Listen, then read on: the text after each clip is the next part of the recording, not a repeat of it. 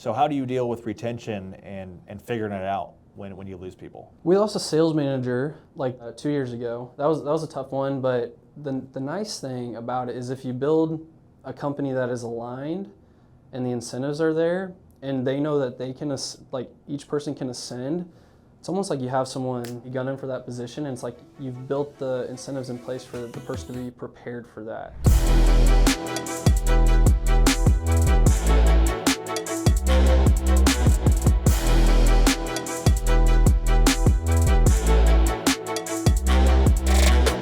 We're back. We're live at the Level 10 podcast studio, Nashville, Tennessee. I've got an industry earthquake legend. Everybody knows him, Matt Temmen. Welcome to the studio today. Appreciate it, my man. This place is awesome. I mean, the setup, the building, it's sick. I appreciate you having me out. Yeah. And full disclosure, I just met Matt this morning, and we've been talking for hour and a half now, and it's just this dude is full of knowledge and can't wait to unpack today. We got Medicare Joe coming in. Yep. And we're going to do some masterminding too, and just I can't wait to walk through your story. 27 freaking years old, doing $7 million in revenue, right? And it's just insane what you're doing, and I think you're obviously an industry leader. I feel like everybody knows of you or is watching your stuff and getting to know you. I know you're building out a downline now, so really excited to just kind of walk through your story, how you got to where you're at. The difference is you're only 27, so we don't have a whole lot of story to walk through. Sure. Which is going to be kind of crazy today, but really appreciate you being here. And I just want to kind of start this thing out is just kind of where you're from and how, where you grew up and kind of your background more than anything. Yeah, so I'm from a small town in central Missouri called Westphalia. I mean, more cows than people kind of thing. Yeah. Like my dad's a welder and my mom's a teacher, and so like the worst thing ever is having your parent as a teacher. Like yeah. I can confirm it's like the worst thing ever. So grew up there, played baseball, basketball, the whole thing. I was never a big athlete, and went to college at Missouri State in Springfield, Missouri. Wasn't very good at school. Had like a 1.9 GPA, made it about 18 months there. Dropped out, had a bunch of jobs, rolling all over, didn't know what I wanted to do, and then got into insurance probably about 5 or 6 years ago now. I think I've been licensed about 6 years. And 21, 22 insurance? Somewhere in there. My math is correct. Yeah. I mean, I didn't know what work looked like at the time. Like I had actually started out on the PNC side initially and worked for an agency. And like, I remember there was a time like, they're like, hey, we need to make 40 dials a day. And that felt like a lot of work at the time. And now that I know that that's nothing. Yeah. So I didn't know what work looked like at the time and what an actual business looked like, but that's when I got started. Yeah, that's awesome. So school wasn't your thing, it sounds Not like. at all. Were you a sports guy at all? I mean, I played sports, but I wasn't like an athlete like you. Like, I mean, you know, we had a great team. We had a bunch of guys that went to, you know, play in college and a couple guys that are literally in the minor leagues right now for baseball. Yeah. But I was never a big athlete. I never probably took it as serious as I should have. I was just like, I didn't really see the end result like maybe some did. I was like, this is probably something I'll just do in high school. It's probably something I'll never do in college or professionally. And so I didn't take it super seriously like some other people do. Yeah. Well, I feel like a lot of people we've had in here, successful business owners like yourself, had some type of structural background, but you can't pinpoint. I would say the farm. So I grew up on a farm. There it is. Okay, that makes sense. And so like when all my friends, like it was. Were you milking cows? Not milking cows. Yeah. It wasn't a dairy farm. It wasn't a dairy farm. But you know, growing up, like my friends wouldn't want to come over to my house because they would be put to work too. So like I remember having friends over to the house, and we'd be like cleaning up the grain bins and like picking up rocks and stuff. And so like when all my friends were doing whatever on the weekends, now high school it kind of opened up. My parents let me do pretty well as I pleased then, but like when all my friends were say at a baseball tournament or doing something fun, like we would literally be picking up rocks in the field, cleaning up the fields and stuff, or picking up aluminum cans along the road. And like work ethic, that's for sure where it came from. Of like, you know, we did have bottle calves sometimes, so we'd get up at like 5 a.m. to feed those and stuff. So the farm is where that stuff came from. And like to this day, like if I, like you're always frustrated in the moment of like, why do I have to do this? Why do I have to do this? But like, I'm thankful for all of it because it shows nowadays. There's no doubt. I feel like everybody I've talked to that's done something big, your past creates you. You lean on your past, and that creates your unique future. I mean, for you, your work ethic, it sounds like, was developed there and kind of your core. How big was your small town? 300. 300? Yeah. Not 3,000, 300. Like literally, like, we probably had more cows on our farm than there were people in this town. So Yeah. what was different is our high school, a lot of small towns came together. So like my graduating class had about 90. Yeah. But going through middle school, But it was a and bunch stuff, of different schools that came together for that? a bunch Okay. of like 5 schools that had about 20 people in each class came together to form the class of 100. So small town, like there was almost no diversity. Everyone was Catholic, Yeah. German town. So like moving to even Springfield, Missouri, that's not a huge metro, was even like somewhat of a culture shock, like nothing crazy, but big city stuff. Yeah, you live in St. Louis now? No, you do not live in Springfield. Springfield. Okay. How far is that from St. Louis? 3.5 to 4 hours, somewhere in there. But you lived in St. Louis for a period of time. No, so I lived in Westphalia, Missouri growing up, and then I moved straight to Springfield, Okay. which is like Southwest Gotcha. Missouri. Yeah. And now that you told me you had 300 cows, all I can think of is Yellowstone. Are you John Dutton? Have you ever seen Yellowstone? I have, yeah. Yeah. I am him. Yeah, you are. No, Back from the dead. we weren't quite as like Western as Yeah. that. Like we didn't wear cowboy hats or anything. Yeah. So I'd like to say that we were, but no, Yeah. not that. You're the modern farmer. Yeah, you could say Okay, that. got it. Okay, so we transitioned, went to school, dropped out of college. It sounded like. Dropped out of Okay. college. And now you're doing 7 million, but in between that time, okay, dropped out of college. Then what happened? So I got a bunch of jobs. Like I was a recruiter for a staffing company. I worked at a bank. I worked at that Allstate PNC Yeah. office, and then I saw an ad at the time for a pretty popular like life distribution shop. Yeah. Probably one of the bigger ones, and it was like make 40,000 a month selling life insurance. Where'd you see that at? Indeed, crazy Okay, enough. okay, So yeah. just a job ad on Indeed, and it took me a while to get licensed. I mean, I don't know, I just procrastinated, but it probably took me 6 months to just actually take the test and get it done.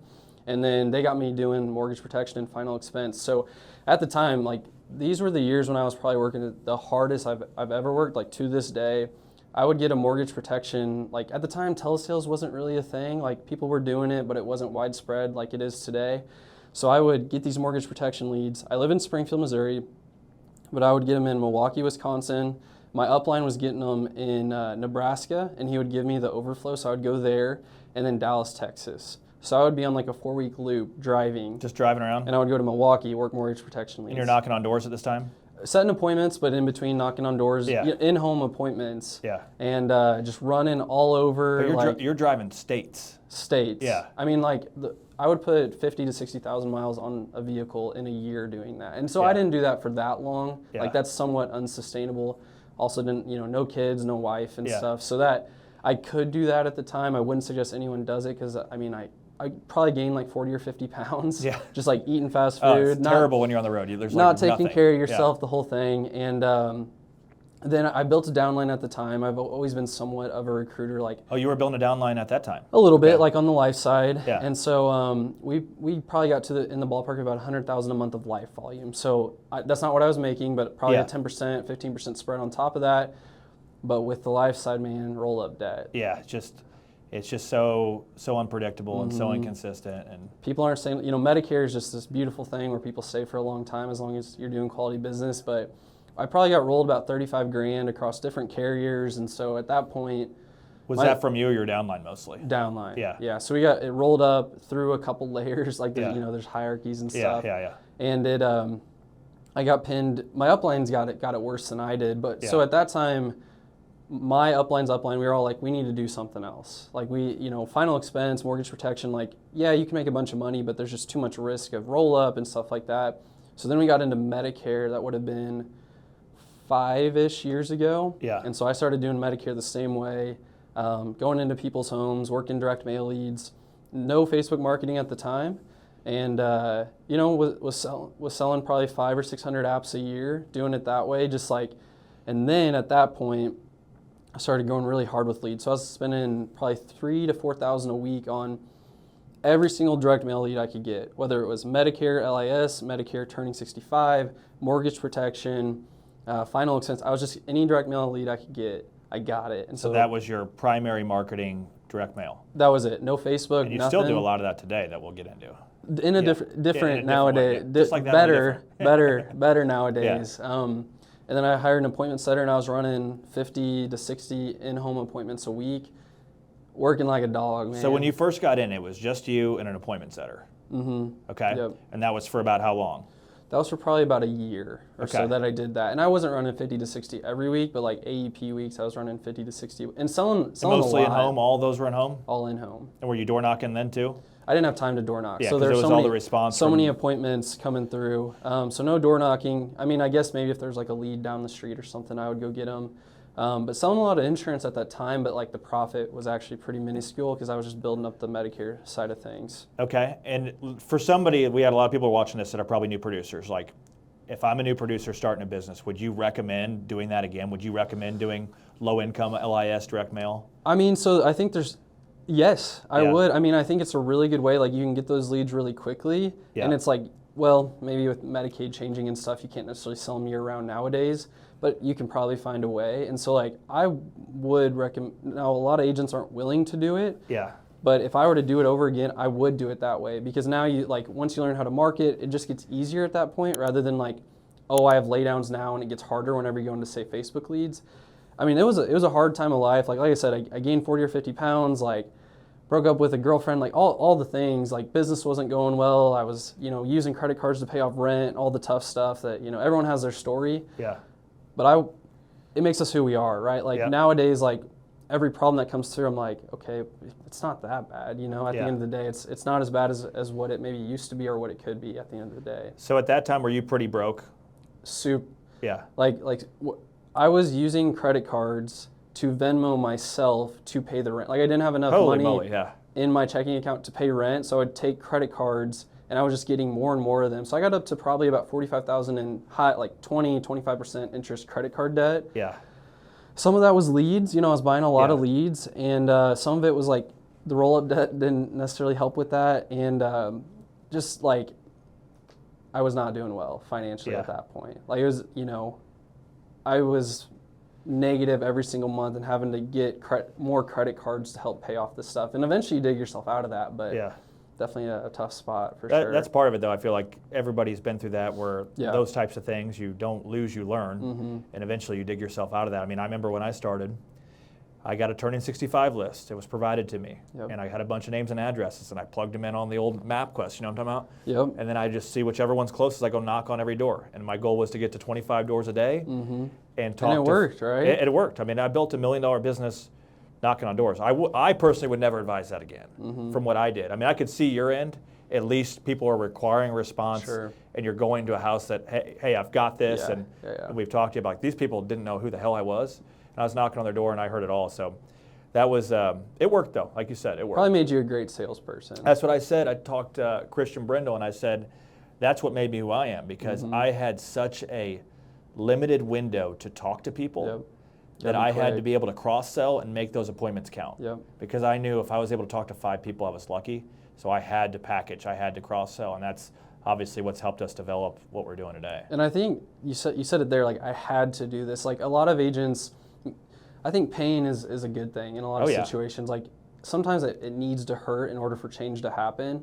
And so like it had to happen, or you're getting out of the business and maybe doing something else.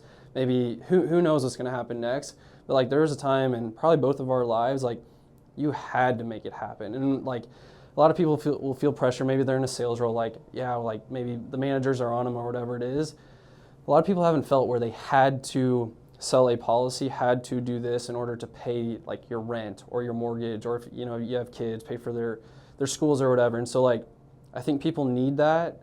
Maybe not need it, but like I think it is helpful. May not feel like it at the time, but whenever you have to do things to make ends meet, it makes you the person, who comes out on the other side, who can build a business, who like, again, when payroll's higher than it was last week, or, this is more expensive than it was, it's like, it's not that bad. No. We're going to get through this. No, I couldn't agree more. And I feel like some of the best decisions I made were putting myself in a position that forced me to appreciate. Mm-hmm. I mean, when I bought our first office, it was a bank, and it had 7 offices. We only had 3 Yep. agents. I'm like, Yep. I'm buying a 7-person office with a pretty big overhead now, Mm-hmm. and no one's in it. Yep. But guess what? It's full now, and it's like it forces you to fill it up. It forces you to appreciate. and I've do all seen those that. things. I've seen that quite a few times. So our first office, nothing special, is like $1,500 a month, 1,200 square feet, like no road traffic. It was not a great office, but it's what Yep. worked. And it was just me. Then I hired an assistant, and like I started hiring people with $13,000 in my account, which when you hire, that is, I mean, That's that pretty wild. Yeah. goes nowhere in the grand scheme of business. Like personal account, sure, that's something, but like should have had probably 10 times that to actually start hiring people and everything. And then we actually, whenever we moved into the office we're in now, I was paying both leases, and people would be like, what are you, like, why are you doing this? It's all led to this point of like, we've done crazy things that have paid off at least so far. Yeah. Paying 2 office leases. Now we have 4 office leases in the same town, and we just added another 5,000 square feet. So there's things that don't always make sense. 4 offices right now? 4 separate. So we have a mail house, we have our main client-facing office, we have a call center, and then we have another like mail house office type thing. We're getting ahead of ourselves. We haven't dissected it yet. We'll get there. We'll get there. Awesome, though. But there's things that don't always make sense, like maybe a financial advisor look at it, like, what are you doing? But it's like you're putting yourself, you know that you want to grow, and sometimes you have to put yourself in situations where it doesn't always make the most sense financially, but you know it's what it takes to grow. And you know, I'm not going to say it's always going to work, but it's worked out thus far, and probably going to continue putting myself into those spots. Like we just added the 5,000 square feet. Only probably 30% of it is filled up now, but we know it's what's required to grow and get to the next level. Yep. I mean, I think a lot of people will say that. You often have to hire for what you want, essentially. I mean, that's what we've done a lot, and it's worked out. And I really believe sometimes you have to take a step back to sprint forward. Slow down to speed up is what I always say. Well, and even like personal income wise, like we were talking about it earlier, I've never been a big guy on like taking a lot of income home, which I'm not saying that's right or wrong, but I live a pretty modest life. Like I have, you know, I just bought a house, but that'll have debt on it, but I have no debt otherwise. A lot of that, you know, I paid off. I had a little bit of student loans, and I had that $45,000 in credit card debt, been able to pay all that off. But I just wanted to build something. Like I talked to my friends, they're like, man, I hate my job. I talked to, you know, my parents, whoever it might be, like, I hate my job, and I'm like, I want to build a place that people like coming to work. And some of that is like money, right? Like you have to pay them correctly. The office place has to be nice. It has to be somewhere people like going. Like now we have a basketball court, we have a pool table, we have a ping pong table in our office. Like we play cool music all day, right? Like little things. Yeah. But at the end of the day, all it takes, like you just, instead of taking that money home, I invested it back in the business. And now, you know, like I can leave the office. Like I'm going to Patagonia for 13 days here in a couple weeks. Like I know my team's going to perform because they see me pour back into it. They see me invest back into the company. They see me, like, we just increased our pay across the company, $8,000 per person, right? Yeah, it's awesome. These are things that like most businesses, first of all, like if you're a big corporation, they're not going to allow it. And then second of all, most business owners just want to take that home. And so there will be a day where I just, you know, will take home a couple $1,000,000 a year. And like I could do that now. I just choose not to because I just want to continue building this thing that like people like going to work. Yeah. Like that overall, like first it was like, hey, get out of the $45K of credit card debt. Then like start an office and not be like stressed out every second of every day. Then it was like make some money, and now it's like I just want to build a great place to work. And whenever you have a great place to work, the team's going to perform as long as the, you know, the accountability and stuff is there. Yeah, I mean, a lot of our hires, I mean, my claim to fame right now, and it's going to change here in 2025, is we have never recruited any of our internal agents. They have found us through friends of friends or just through our marketing and just, hey, it looks like a culture I want to be a part of. And like, that's everything to me is putting an environment together that people want to be a part of, people feel valued, people enjoy coming to work. I mean, it makes a major flipping difference. I mean, Coach Bird always says, go where you're celebrated, not tolerated. I love that. It's like what you want to be in a place where you feel celebrated and want to be there. So For sure. I love that. Yeah. Let's go back now. So we've made it past your first year. You're grinding it out with direct mail leads. You've got some debt, but it sounds like you're starting to come out of that. Okay, second year, what's going on in the second year here? So second year in insurance. That's when I kept doing direct mail, but I added Turning 65 seminars. So it must just be ingrained within me, but Springfield, Missouri didn't have enough people to like say do 4 to 8 seminars a month. Like we could do 2 in Springfield, Missouri, so I would go to Tulsa, Oklahoma, Northwest Arkansas, like Fayetteville, Bentonville area. And kind of what I did on the mortgage protection, I would just bounce between those places. I was still running appointments. My appointment setter would book me when I didn't have seminars, but I would run those direct mail leads, LIS, Turning 65, final expense, keep running those, added seminars into the mix, wasn't running as many appointments.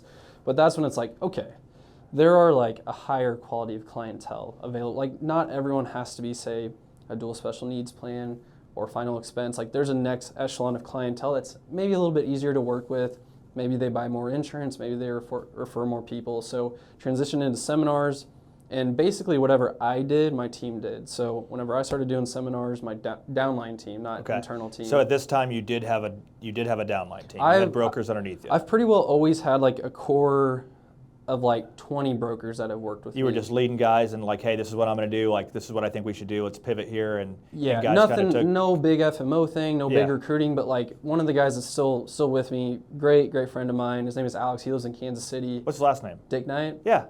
So his wife used to do my social media for like a year or two. Oh, no kidding. Yeah. Claire? Claire, and she runs a great company too. Yeah.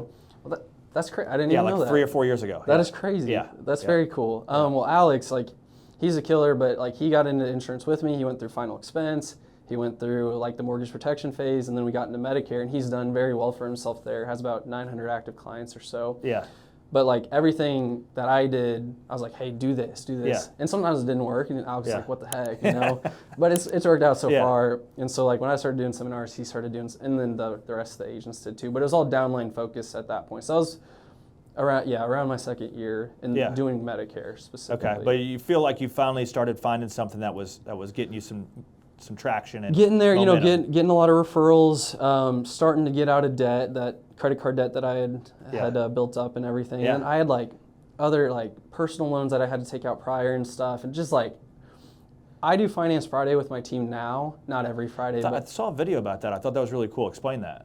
Well, I mean, so I've been in a spot like probably worse than a lot of people. Yeah. Maybe not as bad as it can be, but just a very stressful. Like I'm 27. The reason I cut my hair short on the sides, not fully, I have gray hair, right? Like I've been through those stressful spots, and so been able to work myself out of that. But it was never like I never paid myself a lot. Like I paid myself $30K, then $30K, then $60K, and this year it's more. But I did it on like a pretty like normal salary. Like I wasn't paying myself $500,000 a year, and so I'm like, these are the steps that I took, and we have a very young team, probably like you, like young people generally do not take care of their finances. And so it's like, guys, we're in a spot in our life where we maybe don't have the expenses we will have. You're making, like everyone in the company makes pretty solid, dang good money.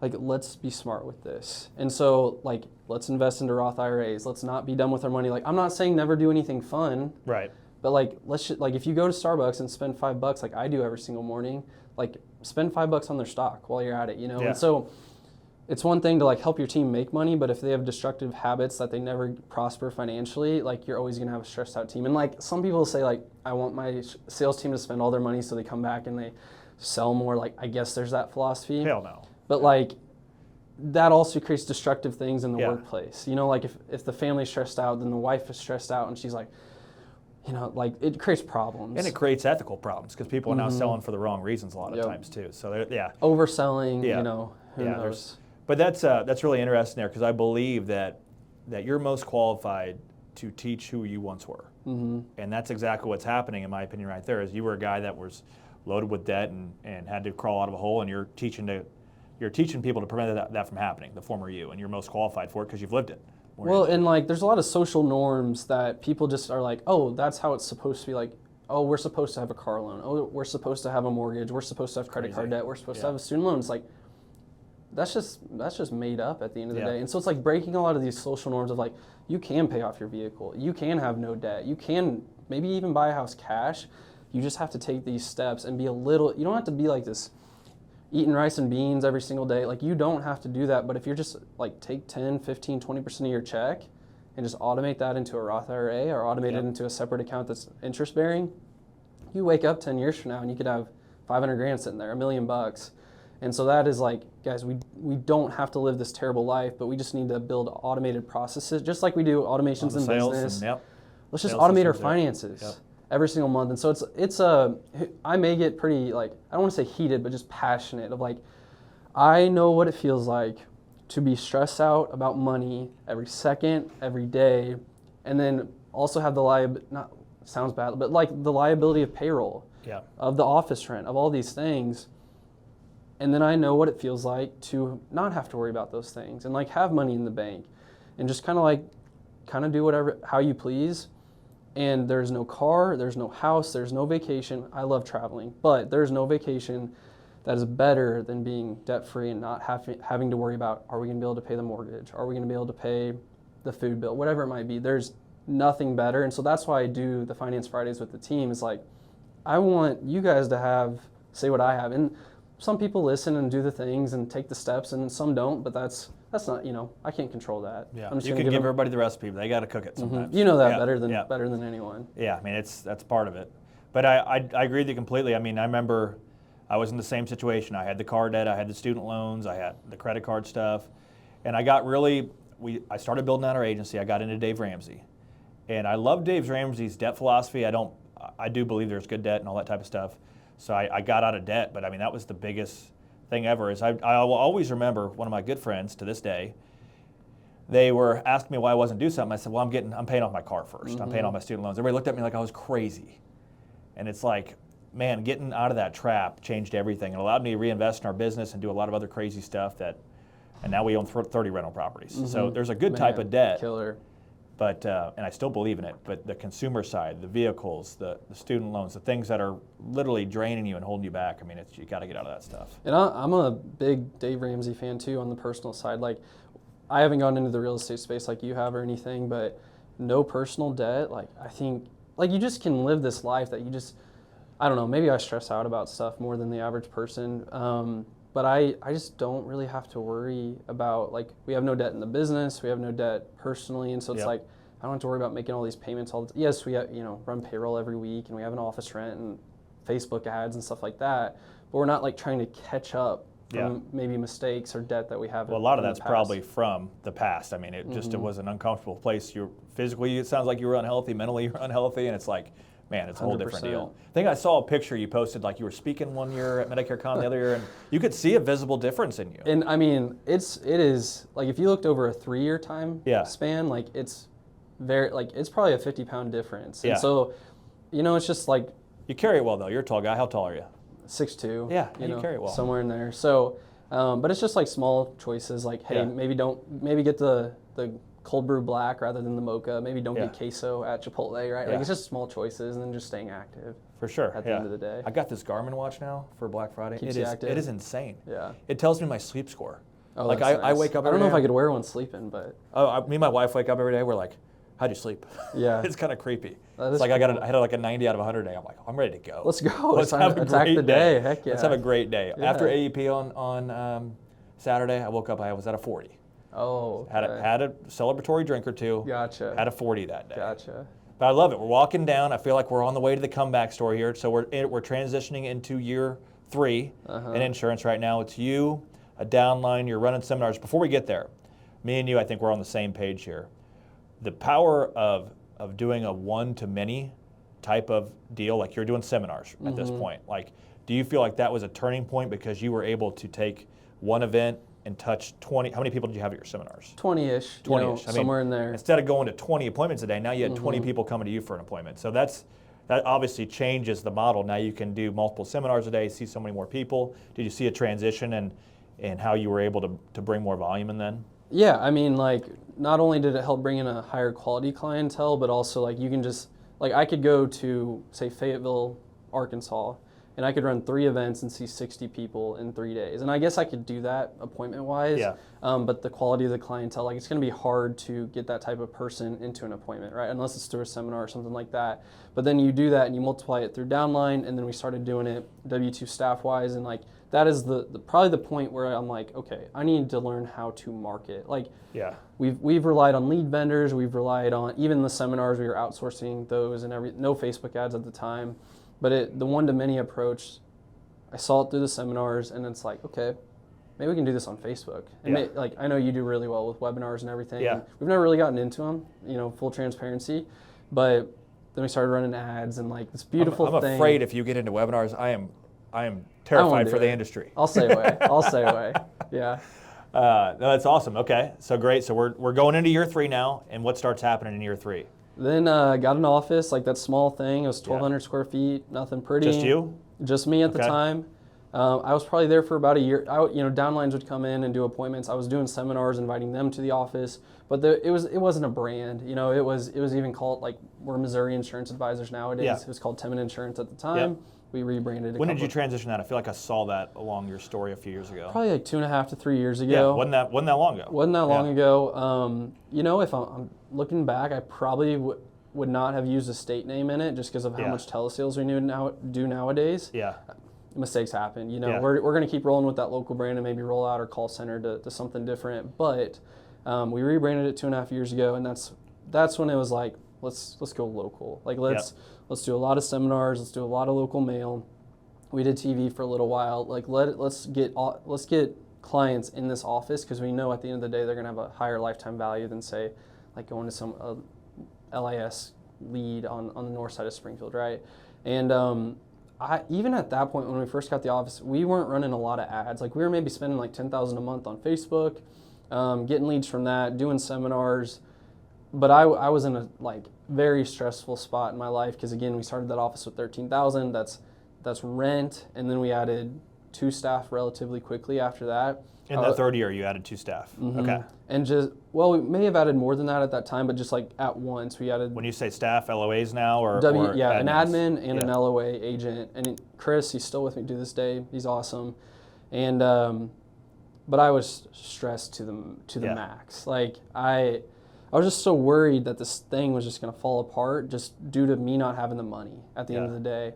And I just had to sell. Like I had to sell. Just worked your butt off. Just had to sell my butt off. Yeah. Like it was nice because we had a little bit of renewals coming in, but nothing like maybe $5,000 or $10,000 a month. And I just had to. So would you say this is your prime as an agent? Actually, I would say it was about a year earlier than that when I was selling the most insurance myself. You know, whenever I brought on the staff, now I had to train and help the admin side of things. But I was still probably selling 50 clients a month, so probably like 80 to 90 applications a month. You were cross-selling at that time too? A little, not near the extent we are now. Like I was excited to get a hospital plan back then. Now it's like if you don't get a hospital plan, like what are we doing? I feel like that's how our team is. If you don't put an ancillary on there, it's like, what are you doing? Like, seriously, don't even send your app in. It's like embarrassing at this point. Yeah, that's what they've said. It's embarrassing if you don't send one in. It's kind of crazy. We definitely have, and that's a good culture to create for sure. within your office, and we see the same things too. But yeah, I mean, I was excited to sell a hospital plan, a cancer plan, a final expense plan. Like I was maybe attaching like 20% of the time at that point. But I was just working my tail off. I was not doing anything but working. Like no vacations, no travel, not a lot of fun. Yeah. I was just working all the time. And you know, it worked out nowadays, but just so like if my hair, I'm not kidding, if my hair grew out, there's a ton of gray. A ton of gray there. Well, I think a lot of people probably think of you more as an agency owner and a non-producer now, which you are, but at the time you were a big-time producer. I mean, so you were doing 500, 600 apps a year, you think? Somewhere in there. At your prime? And this is kind of off tangent here, but I see a lot of people are like, I need to go get a loan to become an agency owner, like to hire people. It's like, you are your loan. And what I mean by that is like, you can go sell and you can go generate $500,000 yourself. Like, so if you need $250,000 in a loan, it's like, you just need to work 2 jobs and maybe 3. You need to be a salesperson, you need to train people, owner. And then maybe marketing, right? Yeah. So you might need to work 2.5 jobs and work all 3 of those, but you don't need to go get a business loan. You don't need that stuff. You are your own loan as long as you're willing to do what's required, right? And just sell and train and market and just do that over and over and over. You don't have to do it forever, but you're probably gonna have to be that person for probably 12 to 24 months. Then you can ascend leadership, then you can do certain things. But if, you know, I talk to a lot of people that I need to get a loan. I'm like, you don't, you just need to sell and you need to put your face down and you need to work and go do the thing. And I'm really interested here because I don't know what your answer is going to be. Like there's I wouldn't call it the big argument, but it's like, okay, a lot of people say marketing's the most important. A lot of people say sales is the most important. I'm curious on your opinion on what do you think is more important? In business, marketing, for sure. I think there's stages to it though. Like I'm even thinking about that now. Like I think maybe even now I'm in a different stage and I'll get to that. So like initially, I don't think you should be the like especially if you're new to the industry, I don't think you should be the marketer. I think you should go buy leads from some vendor, maybe mess around with Facebook a little bit, buy direct mail leads, buy Facebook leads, buy telemarketed leads. I mean, buy whatever, but you need to go out there and work and show people how it's done. Use excess time to market. Do not spend the producing hours to learn marketing. You need to do that on the side. Then if you're bringing on downline agents, you're bringing on a team, you have to be the marketer at that point, or you have to find a marketer, whoever that might be. Like, I don't think whenever you bring on a team that you should be buying leads at that point. And I mean, you know, there's probably a lot of people doing that and they're very successful. This is just like my interpretation of an opinion at the end of the day. And I think it's really important there. It's like, yes, at some point, marketing is the most important part. But I think I see a lot of individual agents out there that want to skip a few steps. And they just want to start developing a marketing system and throwing a bunch of money at it, and you have no sales process, so your CPAs are trash.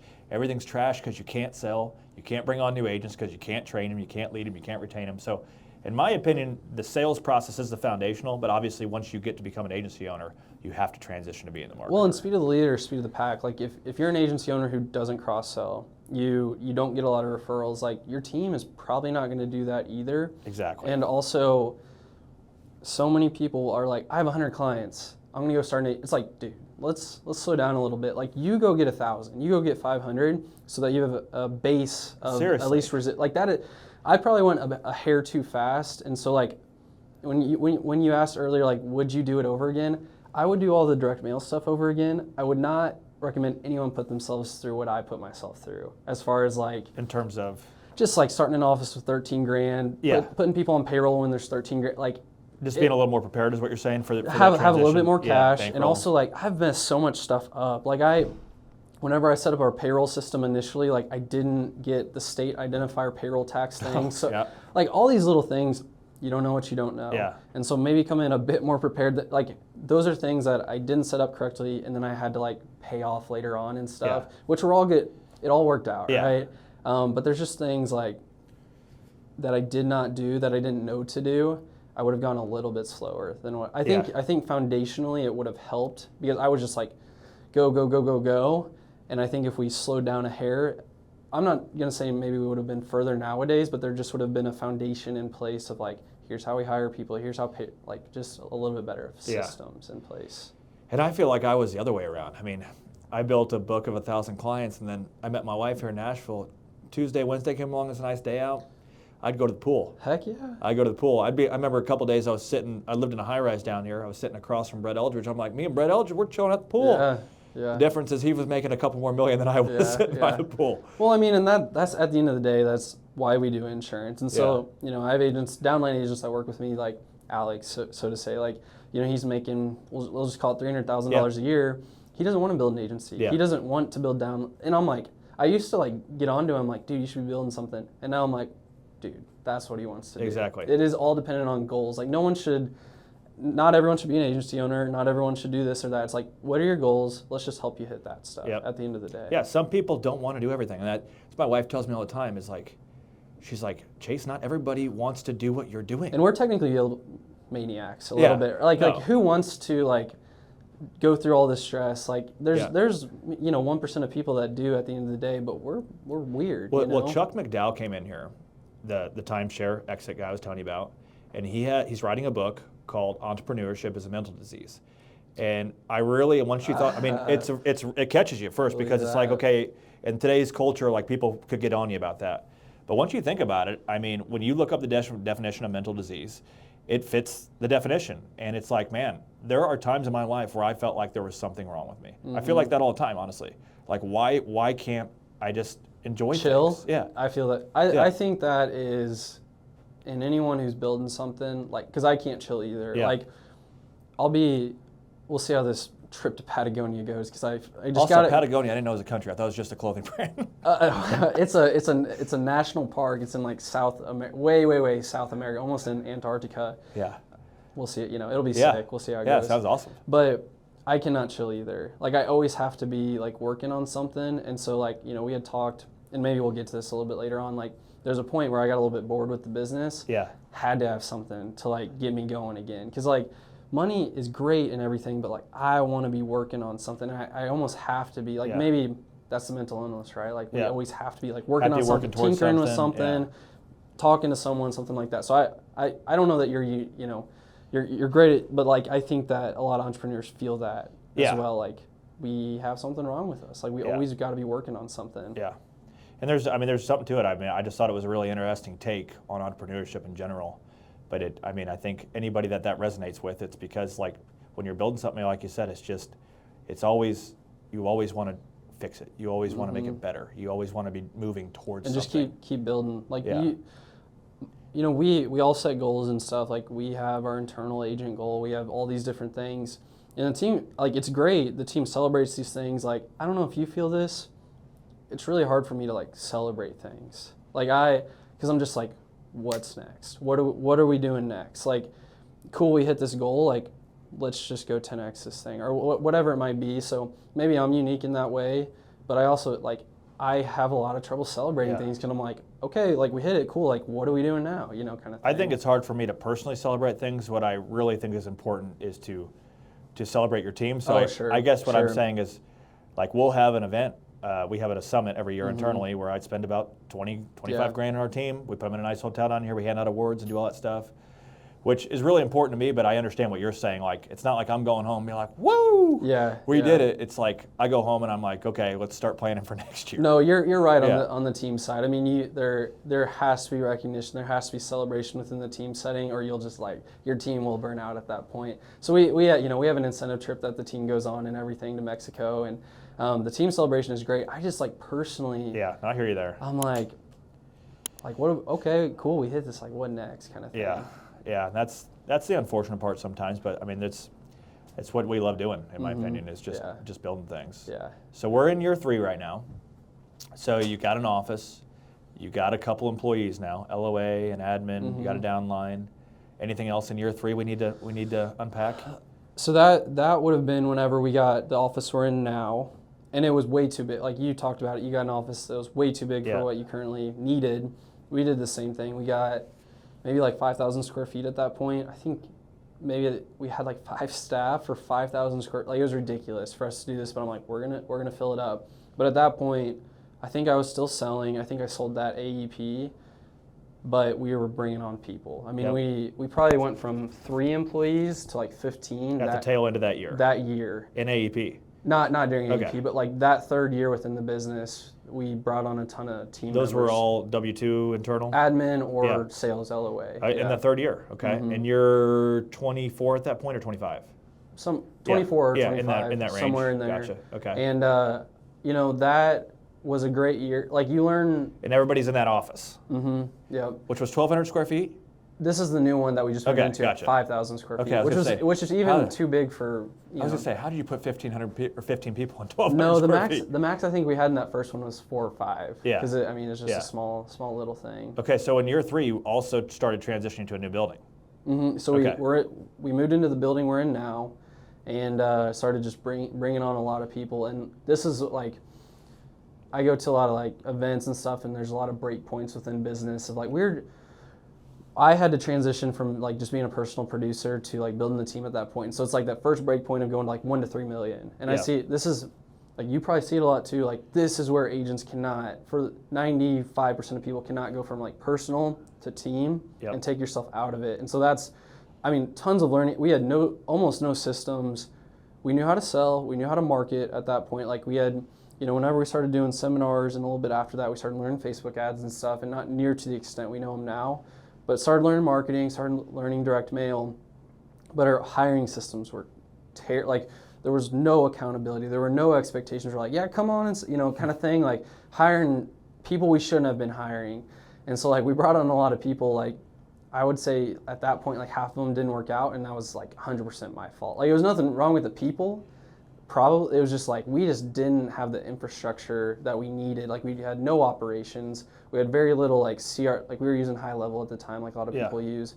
It wasn't really built out. And so a lot of things broke that we had to kind of slow down a little bit and build back up again. And to get me from like, say, $1 million a year top line revenue to $3 million a year. And it just took a foundation of like operations, marketing, systems, having a legit interview process, vetting our people, stuff like that. And so I wouldn't say that was like a difficult year. It was just new. Like a lot of, I've never done this. How do you set this up? Like, oh, we need group health insurance? Like all these things, right? Yeah. Things you just have never been through before. And so it's like, as business owners, like we all seek mentorship to a certain extent. Like I've paid a ton in consulting and coaching and stuff. It's like at that point, I started like looking up to people who had built a $10 million. So like Justin Brock, I mean, what a great guy, Yeah. great friend of mine. You know, he had probably at that point had 15 staff. And so you start reaching out to people like that, or like Brandon Dawson with Cardone Ventures, or like start seeking mentorship from these people. And maybe it's indirect mentorship, because like Brandon Dawson doesn't know who I am, right? But like you just start listening, Alex Hormozy, But these you feel guys. like, man, once you start studying these people, you feel like you know them, right? Legit. Their mannerisms, everything. Quite literally like celebrity status, Yeah. you know? So I went out to Hormozy's event in Vegas. They have workshops and stuff. Yeah. And I paid extra to like go to the cocktail thing after just to meet him and everything. It's like a little like celebrity shock, you know, a little bit. Because you're probably like listened to hundreds of hours of him. thousands and thousands of hours. But what is nice is these people do put this stuff out, and you can like legitimately run your business and learn so much stuff from just stuff on YouTube. And like one of our core values in the office is resourcefulness, and it's that because I tell my team all the time, like, guys, I'm being resourceful right here with you. Like, there will be something next month that we have never faced before that we will have to go figure out. And so it's like whenever we add a new carrier, whenever maybe we change a pipeline on the CRM, it's like these are all things that we have to figure out that are new. I'm fighting the fight right here with you. Like, we're growing this business. Like, how do we hire C-suite? How do we hire director level? How do we build ascension levels within our sales team? How do we build ascension within our service team, marketing, operations? Like, is it like you don't learn this in your? I don't think you learn. I didn't finish college, but I don't think you learned it in college either. Didn't. And that third year was like, we got to go figure a lot of stuff out. Like, we know how to market, we know how to sell. So that was a big year for you of actual professional growth, of you going out and seeking mentorship and help and all those things. Yeah, and just like people had done it, people have been through it, and like they're, you know, everyone has to figure their own thing out. Everyone has their own businesses. You're not going to get everything you need from, say, a mentor or a coach or whoever it might be, but you're just going to get like, hey, you have this one question, should I hire this person? Like, you can bounce this stuff off of people, or like, oh, hey, we're going to try this, and they're like, we've done that before. You should or should not do that, right? And then that's like 40% of it, and then the other 60% is like you going and figuring it out yourself. That's at least my opinion. Yeah, for sure. And that was just like, we had to slow down a little bit in order to speed up, and it was just building the foundation of operations and actual systems. And now we built this database called Find, F-Y-N-D. And so all of our SOPs, like, it's thousands at this point of like, it's a Google type database that you can type in anything, anywhere within the company, SOP right there. So we built that. So you have thousands of SOPs within, really? So many. And how did you generate all those? We just used like a software called Talk2, T-A-W. Basically told it what you wanted to do, and it kind of generated one, you fine-tuned it, or It wasn't even coded. It's just like, called a knowledge base. So a lot of like tech companies will use this for their software. You can build a knowledge base. And so Talk2, it's free, straight up. Doesn't cost you anything, but you can go in and you can like... And that's basically where you got all your SOPs from? Mm-hmm. Wow. Well, we had to build a lot of them, but it was just a searchable platform that we could use to like build a lot of our SOPs. And it had some built in and stuff. Like, here's how you disposition, like everything you can think of. Here's the video on how to do it. Here's the steps to do it, and all the different things. And we still use it to this day. It's great, and it's free. Yeah, it's that's crazy. awesome. I want to pause there real quick. I mean, that's one of the fire rounds, some of my favorite questions at the end. I just asked you some questions, but you talked about mentors. I think you mentioned Justin Brock's a big mentor to you. I mean, who are some other big mentors to you? Even though I don't know him, like Alex Hormozy. I mean, I love all of Hormozy's stuff. Yep. A lot of similarities between him and I, like, you know, well, I guess a lot of entrepreneurs had that like tough financial phase, and so did he. But he just speaks my language, man. Like I love listening to him. He knows his stuff. Like, yeah, you guys are both pretty chill guys. Yeah, for the most. I mean, you know, we got to get fired up sometimes, but pretty laid back. Brandon Dawson, Cardone Ventures, killer. A lot of them they don't know who I am, right? Like they're people I've listened to on podcasts. Cody Foster he's one of the owners of Advisors Excel. He may know who I am, but like we've never met personally. And you know, he's in the insurance space, but the rest of the guys are business people in general. Do you think it's, like, you're 27, do you think it's tough for somebody that's 37, 47 to maybe seek guidance from somebody who's younger? Or do you think like you have an upper leg because you've went out there with an open mind and searched, where I think other people may think, well, I don't need a mentor, I don't need help, or they're too young, or they're too old type deal? What are your thoughts on that? I mean, we all do to a certain extent. We all have our own ego, right? Of like, I already know this. I know I could do it better than them, right? I just always like, if it can help grow my business, if it can help develop my team, like we have 7 of my team going to 10X 360 in Scottsdale this coming Thursday. Cool. I mean, that cost me $60,000 with Wow. flights, the conference, hotels, the whole deal. Like They got to be fired up though. But whenever you align the team, and we'll get into this a little bit later on, like alignment, that is what is going on in my head all the time. Is like, yes, there's sales, there's marketing, there's operations, but team alignment, that is like, I think as a business owner, that is the most important thing. Yeah. Like being the leader that can show them the way and aligning the vision of your employees and your team with the company, and you'll have a beautiful, amazing company later on. Absolutely. But on the mentorship side, like everything I've mentioned, I've learned from, like these are not original thoughts. These are thoughts that like I've kind of put together myself of things that I've learned from other people. And so I do think a lot of people have, maybe their ego gets in the way. And like myself included, right? I think that there's 2 sides of it. I think sometimes people seek too much information, right? You probably see that a lot. And then some are just like, oh, that guy doesn't know what he's talking about. I'll go do it myself. And it's like, you're just going to keep banging your head against the wall. At some point, like if you want to grow a real business, you're going to have to seek someone or you can just keep banging your head against the wall. You're going to need to seek someone. And the age thing, I'll listen to people on YouTube. There's this guy that owns this really big e-commerce brand. He's not old. I mean, he's like 33.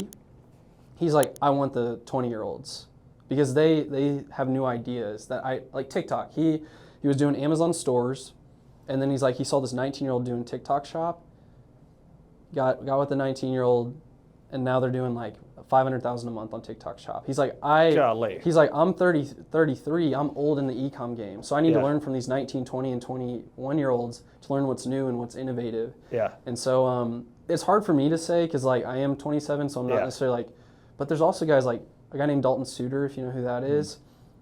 I think he might be 25. He has a great shop, Medicare One Stop in Columbus, Ohio, maybe Dayton, Ohio. Okay. He's doing more production than we are. I mean, he is a absolute cold stone killer. And so I could either look at it like, oh, this guy's doing shady business, this guy's doing this. Like, there's no way he could be doing this. I learn stuff from that guy all the time. Yeah. Like him and I bounce ideas. He's 2 or 3 years younger than me. Yeah.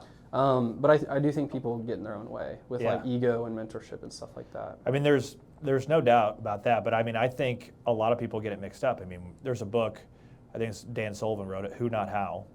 And everybody always comes to me and they say, well, how do I do this? How do I do that? And I said, you should be thinking, who? Yeah. Who's doing this? Who's doing that? And the who will always show you how. Mm-hmm. That's what's crazy. It's just mixed up. The who shows you how every single time. And I think a lot of people are more generous with their time than what a lot of people think. Oh my gosh, yes. They're, like, I feel like people come up to me, ask me questions. I'm like, I pretty well share everything. I feel like you're the same in that respect. Like, you're just willing to share because, like, I know how helpful it was whenever people shared with me what was working or what worked here. I'm for the most part willing to do the same. Yeah, I feel like if you give, it will come back. Mm-hmm. It will always come back. Now, I mean, I've said it, somebody called me last week, and it's like I've had 40 or 50 of these phone calls. I feel like I can identify like who's truly wasting your time, who's taken advantage of it, and that's what you have to be careful of sometimes. But I tell everybody all the time, like, if you got some serious questions and you're serious about doing something together, let's have a conversation. I do. To expand on that, I think like there are some people that come to me, and I say like, I'll give you this advice, but you got to go do it. Right. Like these are people that have maybe asked for advice like 4, 5, 6 times before, and no action was taken. Yeah. And this is just my personal opinion, but I feel like if you ask for advice and you don't go do something about it, and then you come back for more advice, that's going to burn your relationships with people. Yeah, for sure. And I'll be honest, like, I'll help you here, but like I want to see you do this stuff at the end of the day, and that's been a big one for me personally. For sure. Yeah. I mean, that's the most frustrating part is when you're giving all this and then nobody does anything with it, and they keep asking for the same thing. Yeah. So we're getting through the year 3, and this sounds like a massive growth year. Obviously, what was revenue at the end of year 3? I think like 1.9 million. Okay. Top line revenue at that point. Yeah, because we did like 550 top line the year before, and then we went to 1.9. And I think you brought up an interesting point, the name change. You were Temmen Insurance at that time, right? Am I saying that right, Temmen? Mm-hmm. Okay. Yep. Temmen Insurance at that time, and then the next year you went to Missouri Medicare Advisors? Missouri Medicare Advisors, then the compliance came through to not use Medicare in the name. So Missouri Insurance Advisors now, but yeah.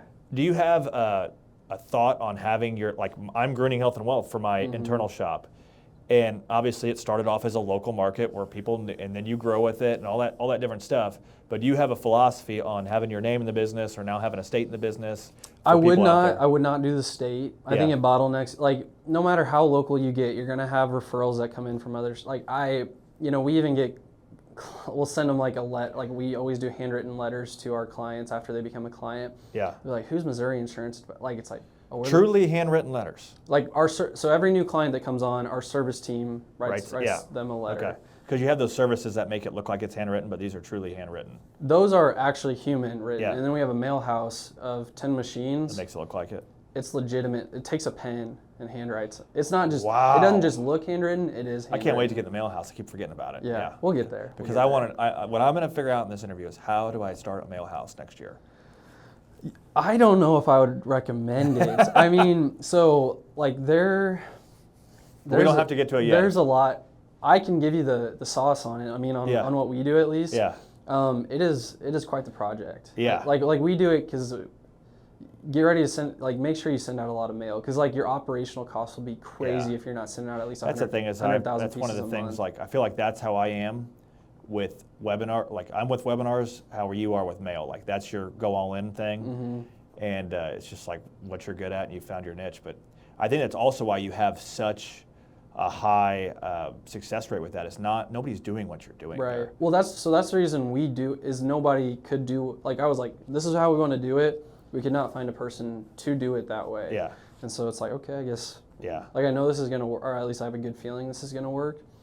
And so we had to build it ourselves. We'll tie that in at the end for sure. So we're exiting year 3, 1.9 million. You're bringing on a team now. You got about 15 employees. So now we're in year 4, and that would have been 2 years ago from now, right? Okay. Yep. So now we're in year 4. What's going on in year 4? Management structures were starting to happen, and I mean, I've made my fair share of mistakes there, but getting, that would have been at the point where I wasn't selling business anymore. So bringing on, team leads, sales managers. So you haven't sold in 2 years now, roughly. Yeah. I sold one policy in AEP. Yeah, no this big year? Deal. Yeah, nice. No big deal. Who was it to? Was it a personal relationship? It was the last day of AEP. We got a referral from an IMO that we work with. Yeah. Our team was just slammed. I'm like, I got to make sure this person gets taken care of. So just wrote us up real quick. There you go. But yeah, just building management structures at that point. And this, like a lot of people get stuck 1 to 3 million because it has to go from like you selling to a team selling. Even more, fewer people get to that point where it makes sense. But a lot of people get stuck at that $3 million point because that is at the point where you have to send leadership, at least in my opinion. Yeah. Like maybe it depends on the business, but building those management structures of like not everyone is reporting directly to you. Like a lot of people have 10-man shops. They have 8-man shops where every person in the business is reporting directly to them. And I think that's the worst place you can be in business. Yeah. Not because you don't love your people, but when you are dealing with 10 people's problems or 10 people's questions, like, and then you got to go do your thing, whether it's marketing or like growing relationships to get new leads, like whatever it might be, like you're feeling it at that point. And so what's going to happen is you're going to have to probably take a dip in income or at least not take as much income home in order to bring in those managers. Because the managers, a good one's probably going to, with bonuses and commissions and salaries, it's going to cost you at least probably $100,000 a year. Oh yeah. At the minimum. So it's like that's $100,000 that you can't necessarily take home. And if you have, like we have a director of sales, we have 2 team leads now on the sales side, then we have a director of customer success, then we have a director of operations. I'm kind of the director of marketing, so to say. So how many people report to you right now? 3. 3. Okay. So, but getting that leadership in place it's needed, but it's expensive. Yeah. In a good way. Yep. And so you're going to have to take. Well, it should make you money. I mean, at the end of the day, yeah.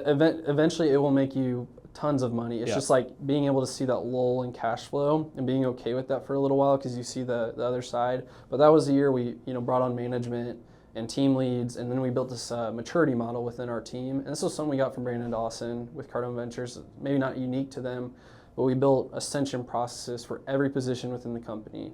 Like if you're in... When you say ascension of process, break that down a little more. Like on the sales side, you start out as a trainee, then you go to agent. Like how you would ascend. Ascend, yeah, gotcha. all the way up to C-suite. So like on the sales side, you start out as trainee, you may be green, you just got licensed. Yeah. Then you go to agent, advisor, senior advisor, team lead, sales manager, VP of sales, chief revenue officer. So that's our maybe, what is that, nine steps. It's a ladder for it's a ladder you're working up. Right. Yeah. That's your 9 steps to become chief revenue officer, right? Or on the service side, like, you start, I can't remember the names exactly that we use, but you start out here and then you learn certain curriculum and you've worked with like, say 1,000 clients at that point. You get pay raises come with everything, or maybe on the sales side, it's higher levels of opportunities like Google, book calls, whatever it might be. Yeah. So it kind of depends. On the customer service side, it's pay raises and then you're responsible for more things. But we built these ascension processes that create like hey, this can be a career. Yes, we sell insurance, but like you can build a career here. And that was a huge, we call them employee maturity models. We have it all documented within our SOP database, so people can literally see like, here's the numbers I need, here's what I need to know, here's all the things I need to get to the next level. And that's like a huge thing, is the maturity model of developing. And everybody knows that coming in, that documented. Yeah. And there's even an ascension process where people can partner with me when they've been with the company for 5 years to go build their own agency. A legitimate. So they can actually exit the agency and go start building their own. So how we built it you have to be a salesperson. Yeah. But with it, and that could be like a service person who eventually becomes a salesperson, but you have to have sold policies. Yeah. But 40% of their book of business would roll into that entity revenue-wise, which would help that entity go. We would each put $100,000 into the entity, or $50,000, and then that we would split it. I would own 51. Have you done that yet? I feel like we haven't had employees so they have to be with the company for at least 5 years. So nobody, we haven't had employees for 5 years, but So that day, I know there's a few people interested. Again, there's certain requirements that have to be hit with like book of business wise, have to have been with the company for 5 years, have to uphold the standards, have to have gone to like 5 or 6 workshops that like are requirements for you to become that person. Yeah. But at that point, they can become a partner with me. They have to go to somewhere outside of 100 miles of any current office we have, and they can go start their own, and they can brand it however they want to brand it. We'll be the back end of the marketing, the finance, the HR, the operations, the tech, all that stuff, and then they'll just go sell and service policies all day. Okay, yeah. That's a great model, and it breeds growth and retention more than anything. So that's great there. So year 4, what's the growth like here? You're putting the structures together, putting everything in place, you're building the infrastructure. We probably went from like 15 to 25 employees or so. Okay. And I think our revenues went from like 1.9 to 3.8. So we've like been on this almost exact trajectory of doubling. Yep. And we did it again this year. Well, year hasn't ended, but we'll be on track about there. But the team, we added about 10 people. Management came into place, which had its pain points and everything. Like we had never had a manager, so it's like, how do we develop this? What are the expectations? What are the requirements? The accountability? How do we manage people? We've never really done this, but like all the things, right? And so with that came like the maturity model, and like some of this was not stuff I developed. It's my team developing it too. And so like, you eventually grow out of, you're not even the one developing these processes, it's your team doing it. And it's a beautiful thing. Like you're not even the engineer anymore. It's like you build the team of engineers and they go build the things that you need to build. Yeah, so. that's freaking awesome. Yeah, so you're year 4 now. You've got about $3.8 million in revenue. You got 25 employees. What was the biggest issue thinking back? What was your biggest bottleneck that year, you think? How we hired. I mean, it was like I would have my sales managers not only managing the floor, managing their team leads, they were selling a little bit too, but also like they were calling the applicants, interviewing the applicants.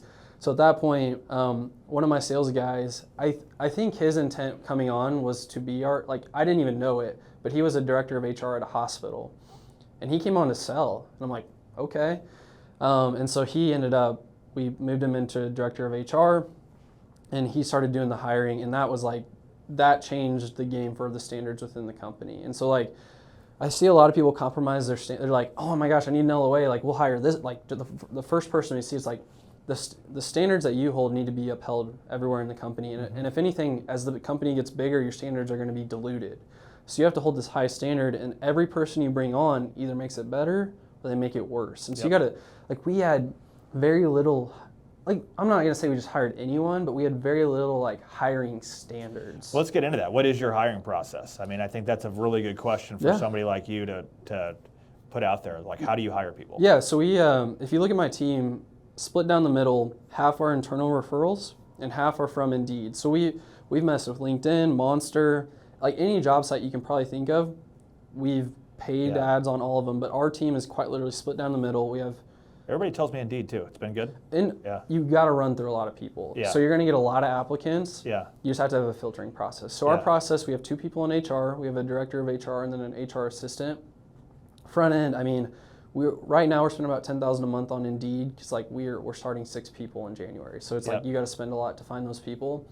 And a couple of what's it cost to put applications on there and spend? What are you spending to get people?